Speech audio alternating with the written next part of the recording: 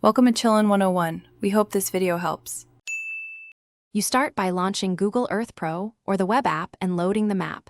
This gives the satellite base and elevation context. Once done, enable terrain and 3D layers so you can see contours and shore profiles clearly.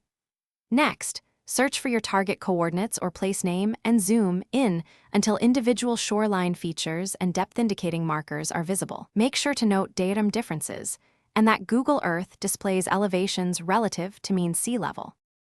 Now you draw a straight path offshore with the ruler tool and select the path profile to view elevation along that line. This produces a cross-section you can read. You measure horizontal distance and note the elevation at shoreline versus the lowest offshore point visible. Because Google Earth shows terrain elevations, subtract shoreline elevation from offshore seabed elevation to estimate depth. Keep in mind satellite-derived bathymetry is approximate, and steep slopes may distort values. Finally, refine your estimate by cross-checking with nautical charts or any available sonar data. This explains discrepancies and improves accuracy. Make sure to adjust for tide or datum differences. If Google Earth reports mean sea level, apply the local tidal offset to get true water depth.